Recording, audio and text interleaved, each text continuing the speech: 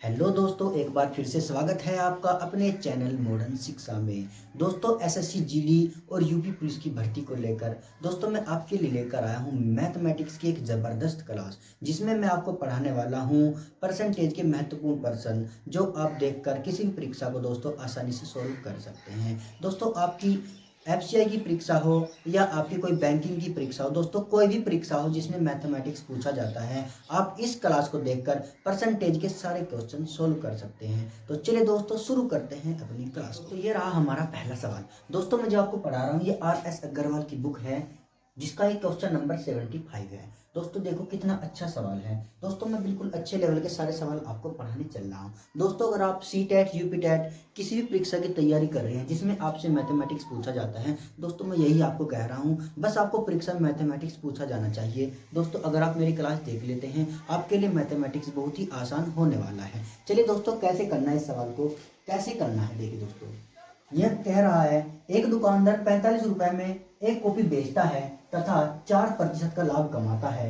वह एक pencil box 80 रुपए में बेचता है, इस पर भी 20% का लाभ कमाता है। यदि वह प्रतिदिन 10 कॉपियां तथा 6 पेंसिल बेचे तो 2 सप्ताह में वह कितना धन कमाएगा। दोस्तों, कैसे सवाल को आसान करना है मेरे साथ सीखेगा। पहले स्टेप से शुरू करते हैं। 45 रुपए में एक कॉपी बेचता है, आपने यहाँ पर 45 लिखा और इस पर क्या है, 4% का लाभ कमाता है। 4% का लाभ कमाता है। आगे क्या कह रहा है, एक पेंसिल बॉक्स को 80 रुपए में बेचता है और इस पर 20% का लाभ कमाता है। इस पर क्या करता है, 20% का लाभ कमाता है। आगे वह प्रतिदिन 10 कॉपियां बेचता है, 10 कॉपियां तथा 6 पेंसिल बेचता है और 6 पेंसिल बेचता है। फिर कहता है कि 2 सप्ताह में वह इस पर कितना धन कमाएगा।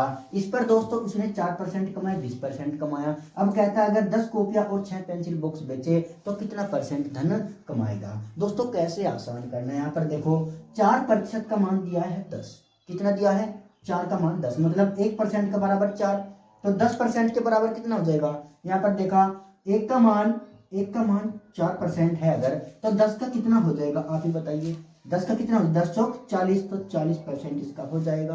ठीक है, जब एक का मान 10 तो 4% का मान कितना, 40, समझ गए होंगे दोस्तों। आगे देखो, ऐसे ही एक का मान 6 तो 20 का मान कितना, कि सर जी आप क्या कर रहे हैं, इन दोनों की आपस में गुनाई तो कर रहे हैं, और क्या करें, गुनाई तो कर रहे हैं। आप कुछ भी बता रहे हैं लेकिन क्या कर रहे हैं, गुनाई तो कर रहे हैं। कितना मिला, 20 छक्की 120, तो हमें यहाँ कितना मिला, 120 मिला। इतनी सी बात समझ में आ गई। आगे क्या करना है, अब हमारे पास जब ये 40% आया, ये 120% आया, तो आपको इसका 40% निकाल देना है, इसका 120% निकाल देना है। कैसे निकालेंगे 40%, चलिए मैंने आपको बताया था जब भी किसी संख्या का परसेंटेज निकालना हो तो 10% से शुरू करते हैं। तो अब मैंने आपको कहा था कोई भी संख्या लिखी हुई है, अगर इसका 10% निकालना है तो एक अंक के बाद 0 लगा देते हैं, एक अंक के बाद क्या लगा देते हैं, पॉइंट लगा देते हैं। दोस्तों सॉरी, मैंने 0 बोल दिया, एक अंक के बाद पॉइंट लगा देते हैं। तो इस अंक के बाद अगर पॉइंट लगा देंगे तो इसका कितना मिल जाएगा, 10% मिल जाएगा। अच्छा, यहाँ पर तो 0 है, सेम वैल्यू रह गई, कोई दिक्कत नहीं आई। अगर हमें इसका 10% निकालना है तो क्या है, इस अंक के बाद पॉइंट लगा देंगे। अब ये क्या मिला, 10% मिला। आपको ऐसे नहीं आता, आप कैसे कर लो, इसका निकालना है 10%, 45 का, 45 गुना 10, और परसेंटेज हटाने के लिए नीचे में 100 से भाग कर लेते हैं। अब ये 0 एक कट गई, तो इससे भाग करने पर कितना मिलेगा, 4.5। इसका 10% कितना मिला, 4.5। दोस्तों परसेंटेज निकालना आप सीख गए होंगे। दोस्तों मुझे उम्मीद है आपको पहले से भी आता होगा। अब क्या करना है आपको, इसका 40%, जब आपने देखा इसका 10% कितना है, 4.5, तो 40 कितना है, 4 गुना ही तो है इसका 40, तो 4.5 का 4 गुना कर दो, इसका डबल कितना होता है 9, और 9 का डबल कितना 18, तो कितना मिलेगा 40%, कितना मिल जाएगा 40%। तो यहाँ पर 40% कितना मिला, 18 मिल गया। ठीक है दोस्तों, 18 मिल गया। अब यहाँ पर क्या है, 120 का 80% निकालना है। आपको मैंने सीधा सीधा बताया, ऐसे करके गुना करो और 100 से भाग कर दो, 2 जीरो कट गई, 12 अट्ठे 96, कितना मिला 96। इसमें 96 जोड़ दो, जब इसमें 96 जोड़ देते हैं कितना मिलता है, 8 और 6 14, और 9 और 1 10, और 1 11, 114 मिल जाता है। अब दोस्तों आपको टोटल लाभ कितना मिला, 114 मिला है। इसने कहा है कि 2 सप्ताह का बताइए, कितने का बताइए, 2 सप्ताह का बताइए। आपको पता है एक सप्ताह में कितने दिन मेरे भाई, 7 दिन, और 2 सप्ताह में कितने दिन, 14 दिन है ना, यही तो बात है। तो 14 से इसकी गुना करा दो, 14 से इसकी गुना करा दो दोस्तों, कर लिए गुना। 14 गुना 4 में की 14 चौका 56, कैरी कितना हुआ 5 हुआ, 14 चौका 56, हासिल कितने लग गए 5, 14 एकम 14, 14 और 5 19, हासिल कितना 1, 14 एकम 14, 14 और 1 15, 1596 आपका सही जवाब रहने वाला है मेरे दोस्तों। 1596 आपका सही जवाब। अब देख लेते हैं, अब मैं थोड़ा सा आपको बेसिक और बताता हूं। अगर आपको सीधा इसका 40% निकालना है, यहाँ पर देखो, अब आप इसका सीधे 40%, जैसे हमने ये निकाला, तो आपको 45 ऐसे लिख देना है और 40 यहाँ पर लिख देना है और गुना कर देनी, भाग कर देना है 100 से। अब इससे एक जीरो कट गई, ठीक है। तो क्या करना है, 45 का 4 गुना कितना होता है 180, 180 तो होता है, बटे में 10, ये जीरो से जीरो कट गई, कितना मिला आपको 18, यहाँ भी आपको 18 मिला था। दोस्तों कई सारे मेथड आपको क्वेश्चन को सोल्व करने के मैं बताता रहूंगा। दोस्तों मुझे उम्मीद है आपकी समझ में आया होगा। चलिए दोस्तों देख लेते हैं अपना अगला सवाल।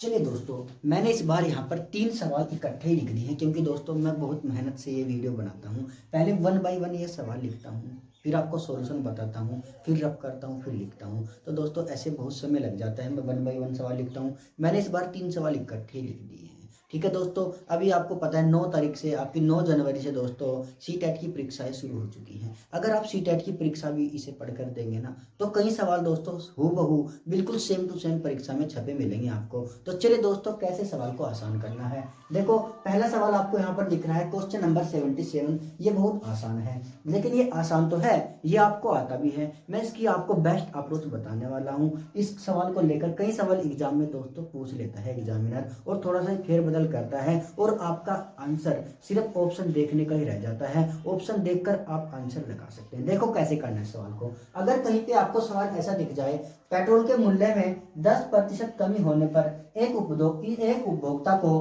पेट्रोल की खपत में कितनी वृद्धि करनी होगी जिससे उसका पेट्रोल पर खर्च ना बढ़े। तो कैसे करना है, आपको 2 चीजें ध्यान रखनी है। यहाँ पर कोई वैल्यू लिखी होगी, यहाँ पर वैल्यू हमेशा एक ही रहती है, और यहाँ पर बाद में कोई वैल्यू नहीं आती। उसकी पहचान क्या है, क्या तो यहाँ पर कमी रहेगी, क्या यहाँ पर रहेगी दोस्तों वृद्धि। यहाँ पर 2 ही चीज रहती है, क्या रहती है यहाँ पर कमी, और क्या रहती है यहाँ पर वृद्धि। अभी यहाँ पर क्या दिया है कमी, तो बाद में जब पूछेगा तो क्या पूछेगा वृद्धि पूछेगा। यहाँ पर देख रहे हैं आप, अब आपको देखना है, यहाँ पर देखो वृद्धि पूछा है, ठीक है। यहाँ पर क्या पूछा है वृद्धि, और दिया है कमी। अगर यहाँ पर पहले वृद्धि होगा तो यहाँ पर कमी होगी। तो आपको कैसे करना है सवाल को, जो वैल्यू ये लिखी हुई है ना, जो ये वैल्यू यहाँ पर लिखी हुई है, आपको इसे जू का तू लिख लेना है। ऐसे ऊपर क्या लिख लेना है 10 ही तो लिखा है, 10 को जू का तू लिख लेना है। अब क्या करना है, यहाँ पर क्या लिखा है कमी लिखा हुआ है, यहाँ पर क्या है कमी है। हर एक चीज अपने आप में कितने परसेंट 100%, 100 में से 10 को ही घटा लो, कितना मिलेगा आपको 90 मिल जाएगा, और प्रतिशत के लिए 100 से गुना कर देनी है। इस जीरो से जीरो कट गया, आपको मिला 100। जब 100 को आप 9 से भाग करते हैं तो आपको 11 सही 1/9 मिल जाता है, और यही आपका सही जवाब हो जाएगा दोस्तों। फ्रैक्शन में ऐसे ही आपको कई सारे ऑप्शन दिए होंगे, और आप तुरंत क्या कर लेंगे, यही ऑप्शन जज कर लेंगे। कैसे, क्योंकि आपको 10% कमी दिखा, 10% कमी, तो आपको देख लेना है कि 10/90 आएगा, और 100 को 90 से भाग कर लेना है। जब 100 को 9 से भाग करेंगे तो आपको पता है 11 सही 1/9 मिलने वाला है। अगर यहाँ पर वृद्धि होगा दोस्तों, अगर यहाँ पर वृद्धि होगा तो वृद्धि के केस में क्या करना है, और यहाँ पर आपको कमी देखने को मिलेगा। तो ऊपर आपको जू का तू 10 लिख लेना है, जू का तू आपको 10 लिख लेना है। अगर वृद्धि है 100 में इतना ही जोड़ देना है, 100 में इस 10 को ही जोड़ दो तो कितना मिलेगा 110। 1 जीरो से 1 जीरो कट गई, और 100 को जब 11 से भाग करते हैं फिर कितना मिलता है 11 नवैया 99। तो 11 नम 99, 9 बार चलता है, 9 सही 1/11% आपका सही जवाब हो जाता है दोस्तों मुझे उम्मीद है आप इस मेथड को बहुत बढ़िया तरीके से समझ गए होंगे। आज के बाद कहीं परीक्षा में या आपको किसी प्रैक्टिस सेट में ये सवाल देखने को मिले ना, तो आप क्या कर लेना, इस वैल्यू को देख लेना, इसके साथ में कमी लिखा है या वृद्धि लिखा है, आगे आपको सवाल को भी नहीं पढ़ना। फिर आप देख लेंगे कमी है तो आपको पता है 100 को 90 से भाग करने पर 11 आएगा, 11 सही 1/9 जो भी आपका दोस्तों है वही आपका जवाब हो जाएगा। अगर दोस्तों आपके यहाँ पर वृद्धि मिलता है तो आपको क्या करना है, तो 100 को आपको 11 से भाग करना है, तो फिर आपका 9 से कुछ भी आएगा, तो दोस्तों यही आपका सही जवाब हो जाएगा।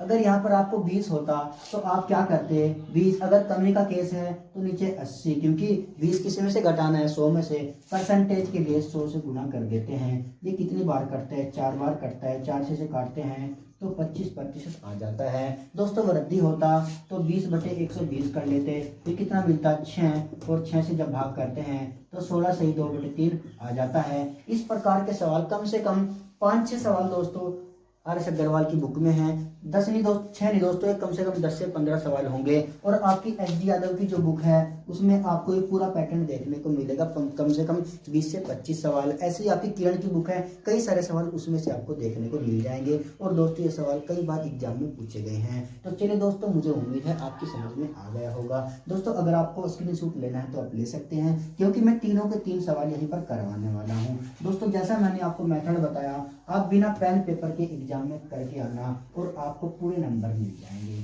चलिए दोस्तों, अगला सवाल थोड़ा सा इसका लेवल अच्छा है सवाल का, इसको कैसे करना है पहले सवाल को पढ़ लेते हैं। एक व्यक्ति की मासिक आय 13,500 थी, उसकी मासिक व्यय 9,000 है, और अगले वर्ष उसकी मासिक आय में 14% की वृद्धि और व्यय में 7% की वृद्धि होती है, तो बचत में कितने प्रतिशत की वृद्धि होगी। तो दोस्तों क्या पूछा है, बचत में कितने प्रतिशत की वृद्धि होगी। तो जब कोई कमाता है और खर्च करता है तो बचा तो है ही ना। चलिए पहले इसकी क्या है आय, ये कितना कमाता है, कितना कमाता है 13,500 रुपए, कितना खर्च करता है उसे कहते हैं व्यय। व्यय कितना है 9,000। आपको पता है आपने 13,500 कमाए और 9,000 खर्च कर दिए, तो कितने बचाई, इसमें से घटा लो, और क्या है इसमें से घटा ली, आपकी क्या आ जाएगी बचत आ जाएगी। 13 में से 4 गया 9, हाँ 13 में से 9 गया 4, तो दोस्तों कितना मिला आपको 4,500 रुपये क्या है इसकी बचत है। सही है ना, इतना समझ में आया और तो कोई दिक्कत नहीं है। अब क्या है, उसने कहा कि 14% की वृद्धि करता है आय में, ये आय है, इसमें कर दो जी 14% की वृद्धि, और व्यय में 7% की वृद्धि। फिर पूछा है जब इन दोनों में 14 और 7 की वृद्धि करता है तो इसमें कितने प्रतिशत की वृद्धि करता है, ये आपको बताना है। चलो बता तो नहीं दूंगा, लेकिन आप देख लो कैसे करना है। अब देखो यहाँ पर हमें दिख रहा है 2 जीरो कॉमन है सब में, 2 जीरो यहाँ पर सभी में क्या है कॉमन है। अगर हम सिंपल करें इसको, आप देख रहे हैं 45 का मल्टीपल है, 45 से 1 बार कटा, 45 से 2 बार कटा, 45 दूनी 90, और 45 दिया 135, ठीक है, 3 2 1 के अनुपात में आया। फिर मैं आपको बताता हूँ मेरा यही मेथड, एक ही मेथड से मैं सारे सवाल लाभ हानि प्रतिशत और ये जो आपका चक्रवृद्धि सारे एक ही मेथड से करता हूँ। इससे पहले मैंने सवाल इसी मेथड से बताया आपको, ऊपर नीचे वाले की दोनों की गुनाई करता हूँ। जितने भी मेथड जितने भी सवाल आपको बताऊंगा सिर्फ एक ही मेथड से करवाऊंगा। दोस्तों आप बिल्कुल भी कंफ्यूज नहीं होंगे कि हमें कितने मेथड सीखने पड़ रहे हैं। देखो यहाँ पर 14 दिया 42, 14 गुना किसमें करी 3 में, 14 दिया 42, और ये क्या है दोस्तों 2, 7 दूनी 14, ये आय ये व्यय, तो बचत कितनी 42 में से 14 गया कितना दोस्तों 28। तो दोस्तों आपको कितना मिला आंसर 28% आपको मिला, और 28 ही आपका सही जवाब है। उसको 28% की बचत करनी होगी, कितना आसान, तीनों वैल्यू लिख ली। आपको पता है जब कोई कमाता और खाता तो बचाता तो है ही, कपड़े काहेंगे खरीदेगा फिर बाद में, क्या कमा के खा ही लेगा, बचत में थी दोस्तों सब कुछ खरीदा जाता है, ये आपकी बचत भी निकलेगी। ठीक है, ये कमाया ये व्यय किया और इसमें कितना ये घटाकर कितना मिला 4500 मिला। फिर इसने कहा पहली बार इसमें 14 की वृद्धि करता है आय में और व्यय में 7% की वृद्धि कर देता है, तो बचत में कितने की वृद्धि करेगा। हमने 2 जीरो से 2 जीरो काट लिया, आपने देखा कि 45 के तीनों मल्टीपल है, सिंपल कर लिया, क्योंकि फिर इतनी बड़ी गुना करनी पड़ जाती तो उसमें कई मिनट खराब हो जाते। तो दोस्तों हमने मिला 1 2 3 मिला, इसकी गुना इसमें करीब 42 मिल गया, इसकी गुना इसमें करीब 14 मिल गया, इसमें से इसको घटा लिया कितना मिला 28%। 28% आपका सही जवाब है। दोस्तों मेरे भाइयों, अगर वीडियो आपको अच्छी लग रही है तो दोस्तों लाइक और शेयर जरूर कर देना। दोस्तों जो आपके भाई बहन और भी तैयारी कर रहे हैं कि कुछ लोगों के पास ये वीडियो पहुंच जाए। अगला सवाल क्या है दोस्तों, अगला सवाल बहुत ही आसान है, इसको भी बिल्कुल आसान वे में मैं कराने वाला हूँ। कैसे करना है सवाल को, किसी बाल्टी में 66 सही 2/3% भरी होने की तुलना में 80% भरी होने पर 2 लीटर अधिक पानी आता है, बाल्टी की धारिता कितनी है। दोस्तों जब मैं वीडियो को यहाँ पर ऐसे चला रहा हूँ आप देख रहे हैं, दोस्तों वीडियो को रोक करके आपको सवाल को पढ़ लेना है। बिल्कुल सवाल जब आपकी खोपड़ी में सही तरीके से घुसेगा ना कि कैसे करना है और क्या पूछ रहा है, तभी दोस्तों आप इसका सही जवाब आप दे पाएंगे। अगर आपको सवाल ही समझ में नहीं आया तो दोस्तों आपको आंसर क्या समझ में आएगा। तो मैं क्या आपको सिखा रहा हूँ, मैं आपको ये बता रहा हूँ कि पहले आप सवाल को पढ़ना सीखिए, सवाल क्या कहना चाह रहा है और आपसे क्या पूछना चाह रहा है, क्या तो आप ऑप्शन देख कर आंसर कर दे। चलिए अब क्या करना है, यहाँ पर जब ये सवाल कुछ पेपर में पूछा गया शुरू शुरू में दोस्तों, ये फ्रैक्शन वैल्यू 66 से 2/3%, इसकी फ्रैक्शन वैल्यू होती है 2/3%। तो इसे देख करके लोग सवाल को छोड़ दिया करते थे, क्योंकि जो किताब में है इसका सॉल्यूशन बहुत बड़ा दिया है इसको लेकर के। अब आपको क्या करना है, इसकी फ्रैक्शन वैल्यू कितनी है, 2/3% है। देखो ये क्या है, 33 सही 1/3% का डबल है ये। देखो 33 का कितना होगा 66, 1/3 कितना होगा 2/3। जब 2 से गुना करेंगे ये देखो ये 2/3 हो जाएगा, और 2 से इसमें गुना करेंगे कितना हो जाएगा 66। तो आपको पता है 33 सही 1/3 कितना होता है, 1/3% नहीं होता क्या, तो ये इसका डबल है, तो ये कितना हो जाएगा 2/3% हो जाएगा। दोस्तों उम्मीद है समझ गए होंगे। अगर आप नहीं फ्रैक्शन वैल्यू आपको नहीं पता तो आप कैसे करना, तो आप 66 की गुना इसमें करना, ठीक है, इसमें ये जोड़ देना, फिर ऐसे लिख देना, प्रतिशत हटाने के लिए नीचे गुना बटे में 100 कर देना और आप उसको सिंपलीफाई कर लेना, आपको मिलेगा 2/3%। अब आपकी समझ में आ गया होगा। अब आपने देखा ये 2/3 है और भरी होने की तुलना में 80% भरी होने पर 2 लीटर पानी अधिक आता है। 2 लीटर पानी अधिक आता है, किसकी बात कर रहा है, तुलना की बात कर रहा है। किसकी बात कर रहा है, तुलना की बात कर रहा है। तो तुलना करने पर जब आप तुलना करते हैं तो बड़े में से छोटा घटा देते हैं। बड़ा कौन है इसमें, 80 बड़ा है, 80%, क्यों 80 लिखा, और प्रतिशत है, प्रतिशत को हटाएगा तो दोस्तों बटे में 100 आ जाएगा। जब आप इसे 20 से काटेंगे तो 20 से कितना मिलेगा, 20 चौक, और 20 से कितना मिलेगा ये 20 पंजे 100, तो ये मिला आपको 4/5। तो क्या है ये बड़ा है 4/5, और ये इसका मान कितना दोस्तों 2/3, इसका मान 2/3 है। तो ये 2/3 तुलना के लिए माइनस का निशान लगाते हैं, माइनस का निशान लगाया, कितना अधिक है 2 लीटर अधिक है। ठीक है दोस्तों, ये बड़ा है, ये बड़ा है और ये छोटा है, तुलना की बात कर रहे हैं तो माइनस का निशान लगाएंगे, बराबर में क्या लिख देंगे 2, क्योंकि 2 लीटर पानी अधिक आता है। अब आपको क्या करना है, एलसीएम लेना है, इन दोनों की गुना करिए, आपने कितना मिला 15, 5 किया 15, 15 एलसीएम आ गया, 5 से काटा कितना मिला 5 किया 15, 3 मिला, 3 की गुना 4 में करिए कितना मिला 12, 4 किया 12, निशान कहेगा माइनस का। 3 से भाग करा कितना मिला 5, और 5 की गुना 2 में करी कितना मिला 10, और यहाँ पर कितना है 2, यहाँ पर ऊपर कितना मिला 10 में से 12 में से 2 को माइनस किया दोस्तों, 12 में से 10 को माइनस किया तो कितना मिला 2, 2/15 बराबर 2, तो 2 से 2 कट गया और आपका सही जवाब कितना आ गया दोस्तों, आपका सही जवाब आ गया 15, 15 आपका सही जवाब है। दोस्तों मुझे उम्मीद है आप इस सवाल को बिल्कुल बेहतरीन तरीके से समझ गए होंगे। तो चलिए दोस्तों, अगर वीडियो वाकई में ही अच्छी लग रही है तो लाइक तो जरूर कर देना, नहीं लाइक करते यार शेयर जरूर कर देना दोस्तों, क्योंकि मेरी वीडियो कितने लोग देखते हैं, 200-300 लोग ही देख पाते हैं यार। ये तो देखो कम से कम 1-2 हज़ार लोग तो देखे कम से कम, क्योंकि हम इतनी मेहनत कर रहे हैं, हाथों से लिख रहे हैं, फिर भी आपको यहाँ पर बिल्कुल प्रॉपर वे में सॉल्यूशन में बता रहा हूँ, जो बिल्कुल सटीक सॉल्यूशन है, बिल्कुल एडवांस और बिल्कुल शॉर्टकट मेथड से बिल्कुल बता रहा हूँ दोस्तों। कोई ट्रिक नहीं है, ट्रिक नहीं, बिल्कुल आप याद कर लोगे। याद क्या करना, सीखना है, आप ऐसे सवाल सारे कर सकते हैं। दोस्तों चलते हैं अपने अगले सवाल को कैसे करना है। पहला सवाल पढ़ लीजिए, शेयर के मूल्य में 25% कमी होने पर एक ग्राहक को 240 रुपए में 2 किलोग्राम सेब अधिक मिलते हैं, घटा मूल्य प्रति किलोग्राम कितना है। बहुत ही आसान सवाल है और बहुत ही इम्पोर्टेंट सवाल है, कईयों बार परीक्षाओं में पूछा गया है और इसको मैं कैसे करवा दूंगा आप ये देखते रह जाओगे कि सर आंसर कैसे आ गया।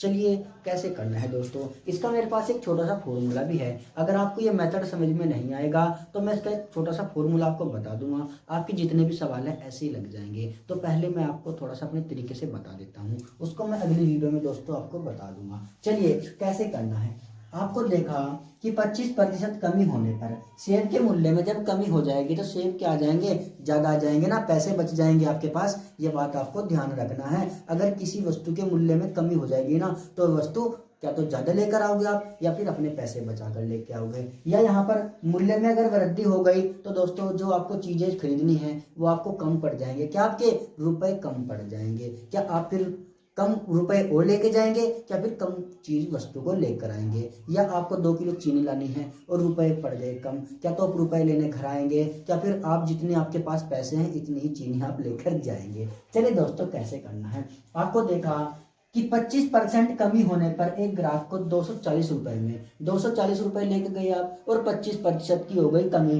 तो इसका 240 का 25% निकाल लो, कितना होता है, क्या पता कितना होता है, आपको पता है दोस्तों। 25% का मतलब होता है 1/4। क्या होता है, 1/4 क्यों होता है, ये प्रतिशत होता है ना, इसको हटा देते हैं तो बटे में क्या आ जाता है 100, तो 25 से कितनी बार जाता है 100, 4 बार, कितना मिला 1/4। तो 25% का मतलब 1/4। जब 240 को 4 से भाग करते, करना जरा, 4 से भाग करेंगे इसको, कितना मिला 6, कि 6 चौका 24 और 1 0 फ्री, कितना मिल जाएगा आपको 60 मिलेगा ना। ठीक है, जब 240 को 4 से भाग करते हैं कितना मिलता है 60, और 60 रुपए में कितना लेके आते हैं 2 किलो, और पूछा है कि घटा मूल्य प्रति किलोग्राम कितना है, प्रति मतलब एक, प्रति मतलब 1 किलोग्राम का पूछा है। जब 2 किलो का 60 है तो 1 किलो कितना 30, और 30 आपका सही जवाब, यही आपका सही जवाब रहने वाला है दोस्तों। मुझे उम्मीद है आपकी समझ में आ गया होगा। एक बार फिर से बता देता हूँ, 240 है दोस्तों, 240 को आपको किससे भाग करना है, 4 से, कितनी बार कटा 6 बार, और ये 0 लग गई, कितना मिला 60 मिला। तो क्या है 60 में क्या लेके आते हो आप 2 किलो, 60 में 2 किलो, तो 1 किलो कितने में 30 में, 1 किलो कितने में 30 में। दोस्तों उम्मीद है समझ में आया होगा। अगर मेथड अच्छा लगा है ना दोस्तों, लाइक और शेयर जरूर कर देना। अगला सवाल, किसी परीक्षा में उत्तीर्ण होने के लिए 35% अंक लेने होते हैं, 35% अंक लेने होते हैं परीक्षा में उत्तीर्ण होने के लिए। एक अभ्यर्थी को 40 अंक मिले तथा वह 30 अंकों से फेल हो गया, इसे 40 अंक भी मिल गए और 30 अंक से फेल हो गया, तो दोस्तों इसका मतलब क्या है, इसे 70 अंक होते हैं ना, क्योंकि 30 से फेल हुआ। अगर इसे हम 30 ये दे दें, अगर इसे हमें 30 दे दो तो पास हो जाएगा ना, क्यों 35% लाना अनिवार्य है। इसे 40 अंक तो मिल गए और 30 से फेल हो गया, अगर इसे 30 अंक मिल जाते तो ये पास हो जाता। तो कितने मिल जाएंगे, इसे 70 अंक मिल जाएंगे ना, कितने मिलेंगे 70। 35% बराबर किसके है 70 के है, तो 1 बराबर किसके है 2 के, क्यों 35 से काटा कितनी बार 2 बार, 35 दूनी 70 है ना। 1 का मान कितना 2, तो 100 का मान कितना, 100 का मान कितना 200। ठीक है दोस्तों, 100 से गुणा करा देते हैं, यही आपका सही जवाब है। इस तरीके का दोस्तों कई सवाल आपकी किताब में दिए गए हैं दोस्तों, वो आप ऐसे ही कर लेंगे। जैसे मैंने यहाँ पर लिख कर ये सवाल कराया और 90 और 91 बिल्कुल सेम टू सेम है। इसके साथ 2-3 सवाल दिए हैं, आपको वो भी ऐसे ही करना है। जितने अंक से फेल होता है उसे उसमें जोड़ दो, जितना परसेंटेज दिया उससे भाग करो और 100 का मान निकाल लो। 100 मतलब 2 जीरो के पीछे लगा दो, कितना आंसर मिल जाएगा 200, आपका सही जवाब हो जाएगा। अगला सवाल बहुत आसान है, कैसे करना है। एक परीक्षा में लड़की और लड़कों के लिए उत्तीर्ण प्रतिशत दी गई है 35% और 40%, ये 2% दी गई है। अब क्या है, एक लड़के ने 483 अंक प्राप्त किए और वह 117 अंक से अनुत्तीर्ण रह गया, तो बताइए लड़कियों के लिए न्यूनतम उत्तीर्ण प्रतिशत कितने हैं। क्या हुआ, कितने अंक मिले 483 अंक मिले और 117 से फेल हो गया। अगर ये 117 इसको मिल जाए तो क्या हो जाएगा, पास हो जाएगा। इसमें 117 जोड़ दो तो दोस्तों कितना मिल जाएगा 600, तो 600 उसके टोटल अंक हैं, 600 क्या है टोटल अंक हैं। तो अगर ये 117 से मिल जाए तो ये क्या हो जाएगा, पास हो जाएगा। अब देखो सवाल कहाँ घुमा है, ये पूछ रहा है लड़कियों के लिए न्यूनतम उत्तीर्ण अंक कितने हैं, लड़कियों के लिए पूछ रहा है। देखो यहाँ पर आपने देखा पहले क्या है लड़कियां, फिर क्या है लड़के, तो पहला जो प्रतिशत होगा लड़कियों का होगा, दूसरा किसका होगा लड़कों का होगा। जिसका पूछा उसकी गुना करा दो, इसे मैं दोबारा नहीं लिखना चाहता दोस्तों, 600 को जो का तू लिखा रहने दो। क्या है 35% किसमें गुना करा दो और बाकी से भाग कर दो, क्या है लड़कों से भाग कर दो, क्यों लड़कियों का पूछा है, लड़कियों से गुना करा दो, इससे भाग कर दो। ये 0 से 0 कट गई और 4 से कितनी बार कटता है 15, 15 का गुना 35 में करा दो दोस्तों। 15 पंजे 75, हंसी लग गए 7 और 15 किया 45, 45 और 7 आपके 52 होते हैं। 525 आपका सही जवाब होने वाला है दोस्तों, 525 ही आपका सही जवाब है दोस्तों। उम्मीद है आपकी समझ में आ गया होगा दोस्तों। मैंने अलग अलग मेथड के कम से कम 5 से 7 सवाल, हाँ 7 सवाल दोस्तों आपको मैंने पढ़ाए हैं, सभी अलग अलग मेथड पे बनते हैं दोस्तों। मुझे उम्मीद है आपकी समझ में आए होंगे और ये आपकी आने वाली CTET, UP टेट और आपका दोस्तों जो ये आपका SSC GD है और UP पुलिस की जो भर्ती आपकी आने वाली है दोस्तों, उसके लिए कारगर साबित होगा। अगर आपको वास्तव में अच्छा लगा है दोस्तों तो वीडियो को लाइक कर देना, शेयर कर देना और सब्सक्राइब कर देना दोस्तों। अगर आप कुछ और भी पढ़ना चाहते हैं, आप कैसे पढ़ना चाहते हैं मुझे कमेंट बॉक्स में आप बता सकते हैं दोस्तों। मैं एक मेथड आपके लिए सोच रहा हूँ कि जो बुक होती है निराश अग्रवाल की, उसको मैं हाथ में लेकर आपको सिर्फ सोल्यूशन बताते जाऊँ, और सवाल तो आपके पास है ही ना दोस्तों, तो बुक तो आप रखते ही हैं, तो इससे क्या होगा 1 घंटे में कम से कम 40 से 50 सवाल लग जाएंगे आपके, अगर ऐसे में पढ़ाना चाहूँ। दोस्तों अगर आपको कैसे भी पढ़ना है मुझे कमेंट बॉक्स में ज़रूर बताइए। पढ़ते रहिए, मुस्कुराते रहिए, स्वस्थ रहिए। तो चलिए दोस्तों, मिलते हैं अगली क्लास में।